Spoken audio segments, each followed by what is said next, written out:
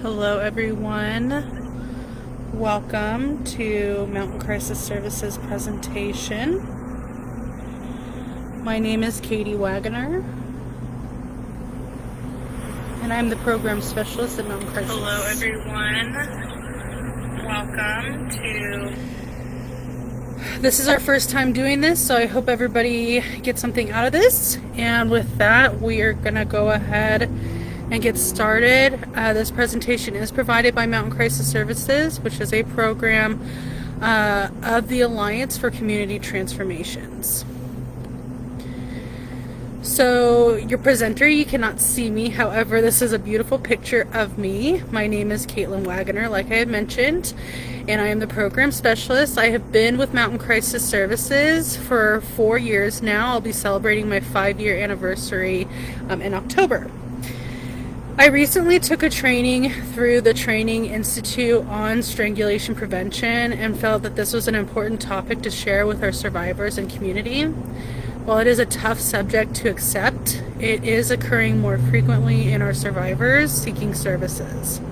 A lot of what I learned in the training will be covered in tonight's presentation.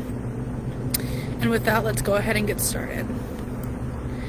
So, trigger warning, this presentation will contain graphic photos and information regarding strangulation, a personal survivor story, and the effects of strangulation, including depression and suicide ideations.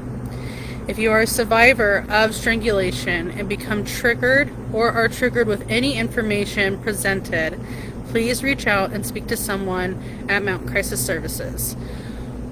Call our 24/7 hotline at 209-966-2350 and someone will be there to assist you. Kind of going into what we'll be discussing. So within this presentation, we'll be discussing what strangulation is, statistics, the difference between choking and strangulation, manual and ligature strangulation, consciousness and assault phases, signs and symptoms, petechiae, long-term effects of strangulation. We will also cover oxygen deprivation and trauma in the brain, erotic asphyxiation, identifying the primary aggressor, and ending it with a survivor story. So with all that being said, let's jump right in. So the most dangerous domestic violence offenders strangle their victims. The most violent rapists strangle their victims. We used to think all abusers were equal. They are not. Our research has now made it clear that when a man puts his hands around a woman's neck, he has just raised his hand and said, "I'm a killer." They are more likely to kill police officers, to kill children, and to later kill their partners. So when you hear, "He choked me," now we know that you are on the edge of a homicide. This was quoted by Casey Gwynn, who is the co-founder of Training Institute on Strangulation Prevention. So what is strangulation? Strangulation is the action or state of strangling or being strangled. The Training Institute on Strangulation Prevention defines strangulation as a form of asphyxia characterized by closure of the blood vessels and or passages of the neck as a result of external pressure around the neck. When strangulation occurs, the blood supplied to a part of the body, typically a hernia, is reduced or cut off as a result of compression of these blood vessels. So someone is physically restricting your neck to be strangled. To cover over some statistics, 1 in 4 women will experience intimate partner violence within their lifetime, and up to 68 to 80% will experience a near-fatal strangulation by their partner. Loss of consciousness can occur within 5 to 10 minutes, death within minutes. The perpetrator is attempting to murder their victim. 97% of victims were strangled manually with their hands, or with hands. 38% reported losing consciousness. 58% are strangled along with sexual abuse or assault. 9% of victims are pregnant. 43% of children witnessed their mothers being strangled, and 9% were also strangled. And 94% of strangled women believed they were going to die. 50% of the victims have visible injuries, and of these, only 15% could be photographed. If you've been strangled before, you are most likely to be strangled again by the same perpetrator. Oftentimes, even in fatal cases, there are no external signs of injury. So let's get into the nitty-gritty. What is choking versus strangulation? Choking and strangulation are two very different situations. Choking is accidental, while strangulation is intentional. It is important to understand the variance between the two, especially when reporting to law enforcement, emergency personnel, and others. Choking refers to the act of obstructing the passage of air to the lungs. It is when an object is lodged in the esophagus, which is the tube that transports food to the stomach, and then it is stuck in the trachea. The object can be forced out by coughing or performing the Heimlich maneuver. This incident is accidental and not purposeful. Strangulation is a form of asphyxia characterized by closure of the blood vessels and or air passages of the neck as a result of external pressure on the neck.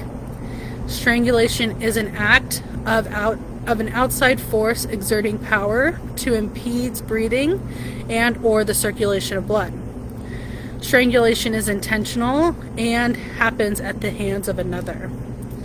Strangulation occurs during many domestic violence relationships. We have also seen an increase of strangulation during sex or to receive a high or a rush, which is often referred to erotic asphyxiation or the choking game, which we will cover later in this presentation. With strangulation, it only takes 4.4 pounds of pressure on the jugular veins to cause a backup of oxygen-deficient blood in the brain, resulting in the rupture of internal blood vessels and lack of oxygen to the brain. Strangulation is often used by a perpetrator to accomplish a rape or demonstrate how far they are willing to go to establish control in the relationship. Victims can be rendered unconscious in 10 seconds with as little as 4 pounds of pressure. Once the victim is released, it can take 10 seconds or more to regain consciousness. The batterers aren't strangling to kill their victims, they're strangling them to show that they can. The act itself desensitizes the batterer to intimate partner murder and is a strong indicator for potential lethality in a relationship. It also succeeds in thoroughly intimidating the partner. When a person who causes harm puts their hands around your neck, they are attempting to murder you. In the photo, you can see that this woman has clear signs of strangulation. You can see the scratches and fingerprints that were placed around her neck. Majority of the victims, though, will not have visible signs of injury.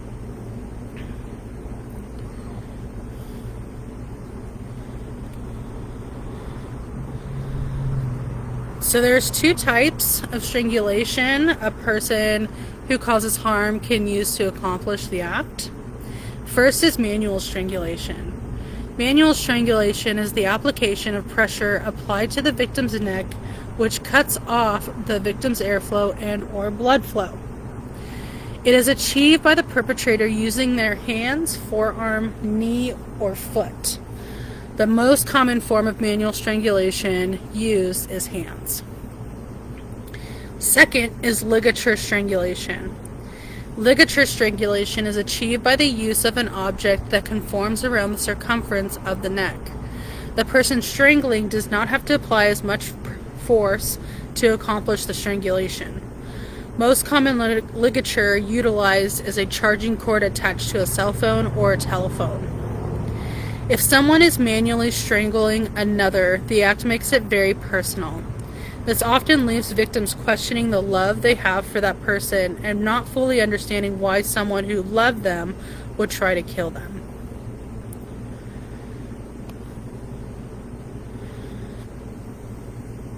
So, going into the stream of consciousness, as someone is being strangled, either manually or with a ligature, they will go through a stream of consciousness. Stage 1 is denial.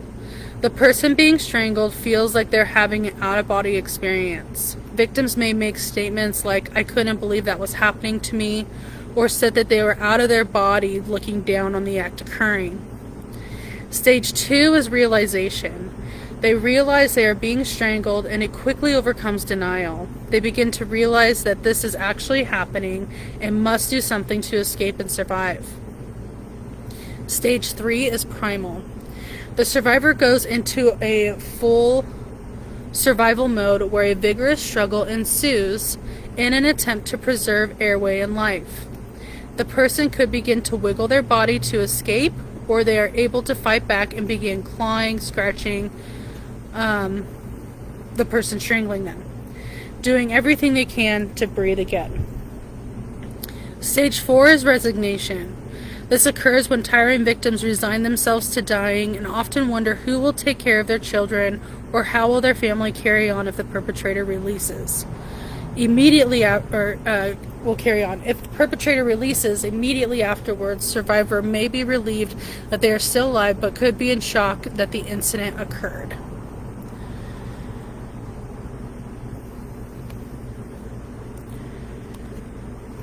So strangulation phases. When a person has been strangled, ask them what they were thinking at that time. This will place them in these assault stages. This shows the seriousness of strangulation and how long the victim went without oxygen. So phase 1 occurs when external pressure around the neck causes difficulty breathing and pain. Victim responds by panicking due to lack of breath and responds by fighting back in fear. Sometimes victims will come to a point where they think, "I'm going to die and I'm not going to survive this." Maybe they will think about family or children, or may see their life go before their eyes. Lots of people who survive a near-death experience will go through that. Phase 2, the brain is deprived of oxygen, causing symptoms of dizziness, weakness in limbs, popping eyes, and blurred vision. Victims' vision begins to fade. They may see spots or see black slowly sinking in. The adrenaline rush begins to fade. Phase 3, loss of hearing begins to occur. Blacking out, fainting, and loss of consciousness typically happens within 10 to 20 seconds after the strangulation event begins. And then the last phase is death. If the pressure is continued to be applied, victims can die within 4 to 5 minutes. There are several signs and symptoms to look out for when assessing a victim of strangulation. A sign is something an outsider looking at the victim can see. This can include seeing the victim coughing, vomiting. They may have uncontrolled urination or defecation, fingerprint impressions around the neck, bruising on the neck, chest, or mouth, showing petechiae, and could have cuts or abrasions. A symptom is what the victim is going through. This can include hoarseness of voice, trouble swallowing, dizziness, vision changes, loss of memory or sensation, loss of consciousness, has a swollen neck. They could be in respiratory distress, is very confused, has chest pain or a swollen tongue, lips, or around the neck, and much more. It is important to distinguish what signs you see and what symptoms the victim tells you to understand what they are experiencing after the strangulation event. Strangulation is a very violent and traumatic situation. However, majority of survivors of manual strangulation will often show no external injuries or symptoms and are walking and talking after the event occurred. They can be coherent and think logically. Most victims will not feel any pain during the event due to the adrenaline rush. The trauma from strangulation heavily impacts the brain's ability to store memory. In addition, the hippocampus, which is the part of the brain where the memory is stored, is the most sensitive to oxygen deprivation. When a victim is strangled, both factors can impact the ability to recall what actually occurred. It is important as an outsider to note that if someone states they have been strangled, encourage them to seek medical help. Take them seriously. Many survivors of strangulation could die up to 24 to 36 hours after the incident.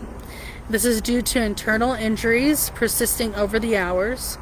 Injuries do not have to be immediately fatal, but can be life-threatening. All of these signs and symptoms were physically pulled from this infographic that was created and produced by Alliance for Hope International through the Strangulation Institute. So I kind of covered a lot of these, but this is an infographic that we utilize at Mountain Christ Services to understand what the victim may have experienced after a strangulation event. So petechiae. A petechial hemorrhage is tiny pinpoint red marks that is an important sign of asphyxia caused by some external means of obstructing the airways. It's also called petechiae for short. Petechiae presence often indicates an injury or death by manual strangulation, hanging, or smothering. The hemorrhages occur when blood leaks from the tiny capillaries in the eyes, which can rupture due to increased pressure on the veins in the head when the airways are obstructed. If petechial hemorrhages and facial congestion are present, it is a strong indication of asphyxia by strangulation as the cause of death. So as we can see in this picture here, there is petechiae within the eye itself. Petechiae could be also around the skin and in different areas around the body. Some long-term effects of strangulation include the following. So you could have suicidal ideations, amnesia, go through psychosis, cryptogenic strokes, changes in personality, and seizures. You can also suffer from brain damage, miscarriage, heart attacks, delayed blood clots, problem sleeping, impairment in memory, anxiety, depression, dementia, etc. There's a lot of long-term effects to strangulation, so if you've been strangled and have not been seen by someone, it would be good to go and talk to someone just to kind of understand what long-term effects you may be suffering from. Getting into the oxygen deprivation of the brain needs oxygen to survive. If that oxygen is deprived, many effects can occur, leading to death, as we have previously learned. According to spinalcord.com, they came up with a timeline for oxygen deprivation to the brain. The timeline is as follows. Anywhere from 30 to 180 seconds of oxygen being deprived, a loss of consciousness could occur. 1 minute in, brain cells begin to die. 3 minutes in, neurons become extensively damaged, which brain damage is more likely to occur. 5 minutes in, death approaches. 10 minutes in, if the brain remains alive, lasting brain damage and a coma is inevitable. And at 15 minutes, survival is basically non-existent. So when the brain is deprived of oxygen, the ultimate cause of brain death is inadequate energy to power the brain cells. Ultimately, strangulation can lead to an oxygen-deprived brain depending on the amount of pressure and length of time the pressure is applied. So to kind of go through this photo here, it shows a brain that was not deprived of oxygen and a brain that was deprived of oxygen. So this is a normal CT scan for a healthy 25-year-old.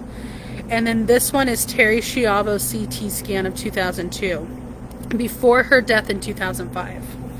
While Terry Schiavo did not suffer from strangulation, on February 25th, 1990, the then 26-year-old fell unconscious in her apartment. Her husband called paramedics but did not perform CPR. Terry had no oxygen to her brain until paramedics resuscitated her. Unfortunately, Terry never regained consciousness and fell into a coma. This all resulted from a cardiac arrest. So the picture has clear distinctions of an oxygen deprivation, and it is very vital that that oxygen is not deprived from the brain.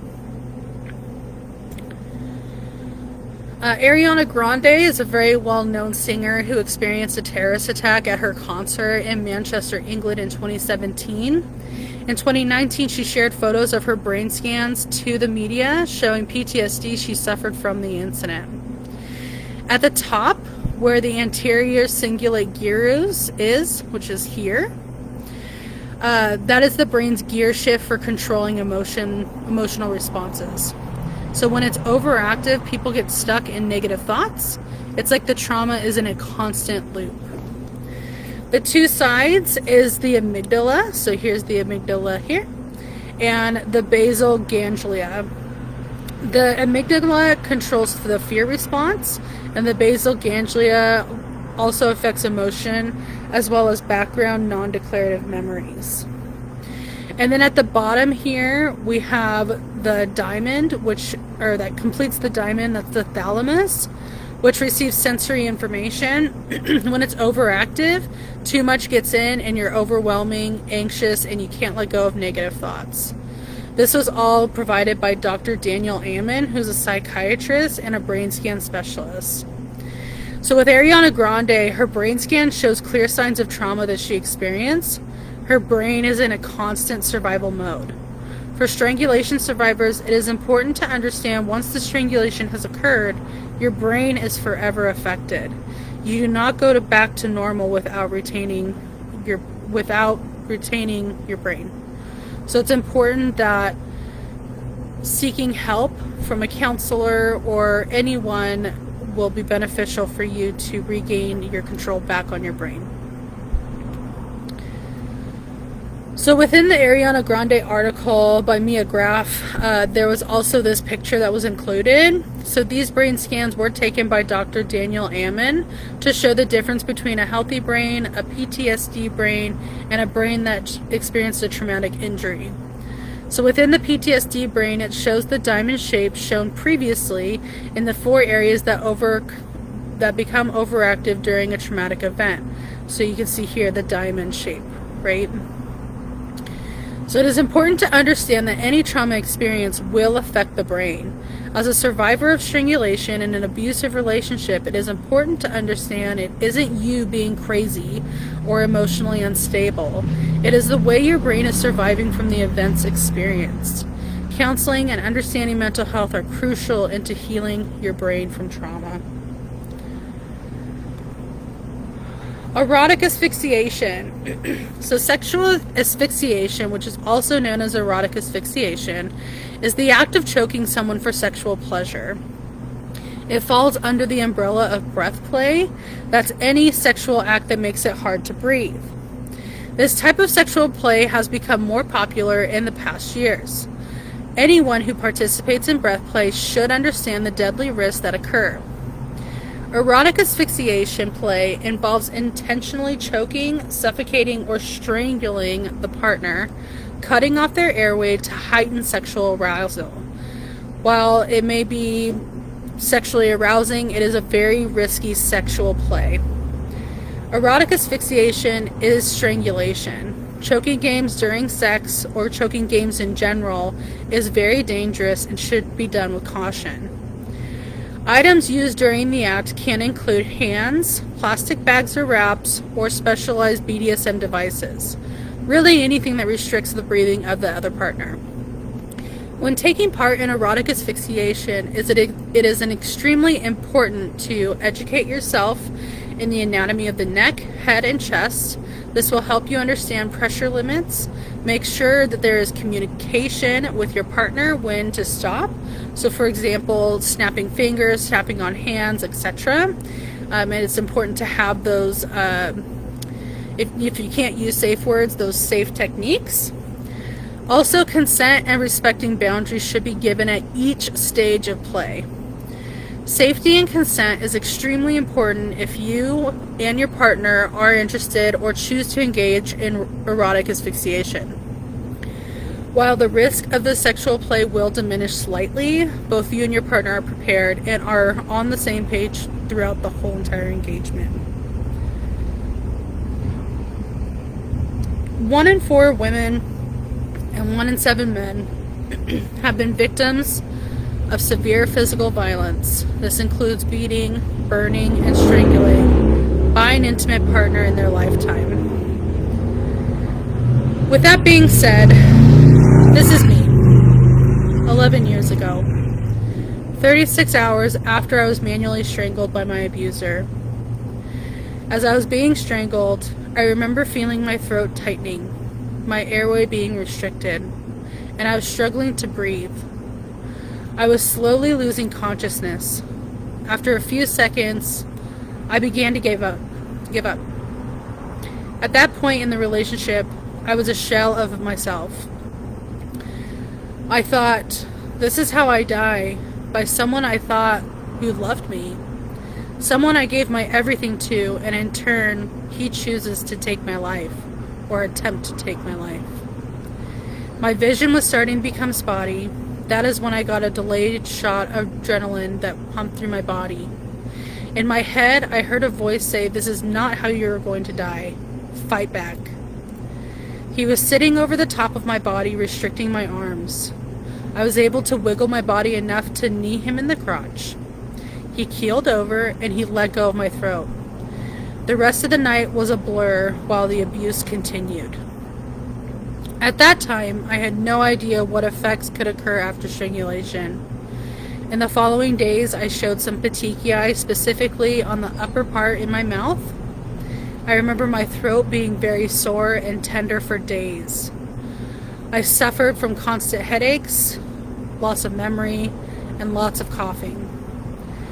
Since then, 11 years since, I have suffered through post-traumatic stress disorder. I've suffered from depression, memory loss, stomach issues, fearful trigger responses, and a lot of anxiety. While I was never medically checked out, I am sure I suffered from a minor traumatic brain injury from the incident. I was extremely lucky that I did not have any fatal injuries, and I survived my encounter and left that abusive relationship. With this presentation, I wanted to end it telling a bit of my story. I wanted to let you all know and let survivors of strangulation know that you are not alone. If your partner has strangled you once, they will most likely do it again. As we have learned through this presentation, once a person who causes harm has exerted their power and control over you, strangulation is a form of showing that victim that the abuser can kill you, establishing that fear and making you continue to stay. If you have been strangled, please reach out for help. There are services in Mariposa, which is Mountain Crisis Services, which is where I work. We offer free peer counseling to all domestic violence and sexual assault victims. We also offer free legal advocacy and emergency housing as needed. Our advocates are certified and trained in these subjects to help you understand what you have gone through. Our peer counselor can help you understand triggers, emotions, and processing the trauma you may have experienced. You do not have to be strangled to seek our help. We assist anyone who experienced abuse, whether that be emotional, physical, psychological, verbal, financial, religious, etc., from domestic violence and sexual assault. Anyone who's experienced abuse. You are not alone, and we are here to help you. Contact us 24/7 via phone 209-966-2350. Our business office is open Monday through Friday, 8:30 a.m. to 5 p.m. Follow us on all of our social media sites. While it may be scary having to accept the fact that you have or are in an abusive relationship, we support you regardless if you choose to stay or leave. We support your decisions and provide you with safety planning techniques if you choose to stay in that relationship. All of MCS services are free and very confidential, as our advocates fall under an evidence code in California that we could provide you more information on if you are interested in. To end the presentation completely, I wanted to end on this quote. One day you will tell your story of how you overcame what you went through, and it will be someone else's survival guide. Brene Brown. Your story matters. You matter. In order to combat domestic violence and strangulation, we must have conversations around these subjects. Education of strangulation for the general public, is important as it could save a life. If you choose to speak out or share your story, just know that your story may save another. You are strong and courageous. If you are not ready to speak out, that is okay too. MCS is here to support help and support you along the way. If you've made it this far in the presentation, I appreciate you taking the time to learn about strangulation. While I know the subject is a very hard topic, it is fundamental information that everyone should know. You never know who may be in an abusive relationship and suffer from strangulation. Thank you. And just to go through, these are all the references I utilized for this presentation.